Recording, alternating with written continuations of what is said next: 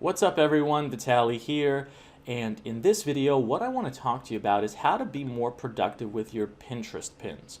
In other words, how do you create Pinterest pins faster, more productively, so you can schedule them out more and so your business can grow on autopilot. And the way to do that, in my personal experience, is you want to have a system in place that helps you produce your Pinterest pins faster and more efficiently. So I want to share with you the strategy that I personally use in order to accomplish that goal.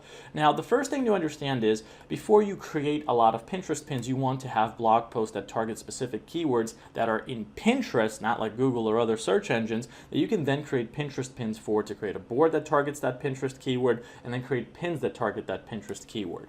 So the way that I do that is, let's say we take this post here where the title is 10 fun things to do in Houston, Texas year-round. Now the keyword that's being targeted here is things to do in Houston, Texas. This is a keyword that is popular in Pinterest. So what I'll do is I'll create 2 scout pins that I will then put into a board called things to do in Houston, Texas.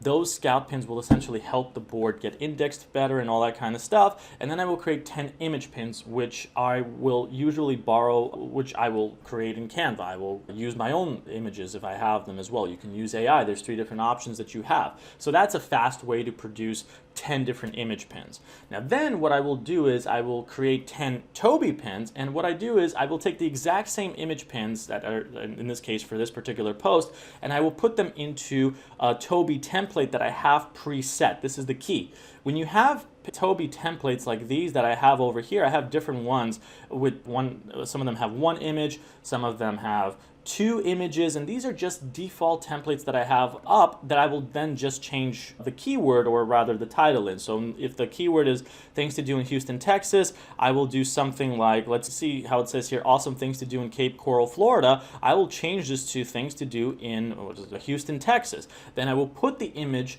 pin that I had for Houston, Texas, and I will actually do what's known as rotating it, so flipping it. So let's say that this image right here is associated with an image that I had over here. It's an image pin. I will drag it in. Let me just do it a little bit more efficiently here. So I do it this way, and then what I will do is I will click on flip, and what it'll do is it'll flip the image, making it completely brand new.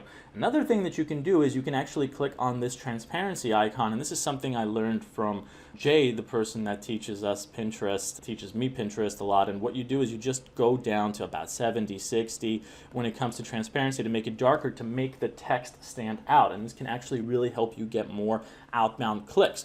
And so I will just keep pasting those images and flipping them and doing this over and over again to these existing templates that I have, so I can quickly produce 10 Toby pins. And that way I'm able to produce 50 to 100 pins a day within an hour or less sometimes. And it's easy. And then I have all those pins that I can schedule out in the Pinterest calendar scheduler that allow me to just have good growth and productivity being done, where Pinterest pins are published on autopilot while I focus my efforts on other things.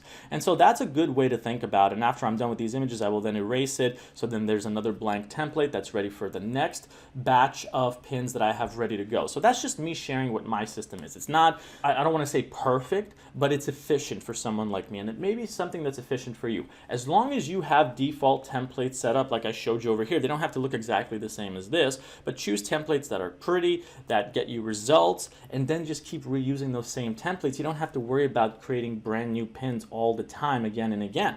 So that's just what I wanted to share with you in this video. If you have any questions about this, let me know. But as always, I'll see you in the next one. Take care, everybody.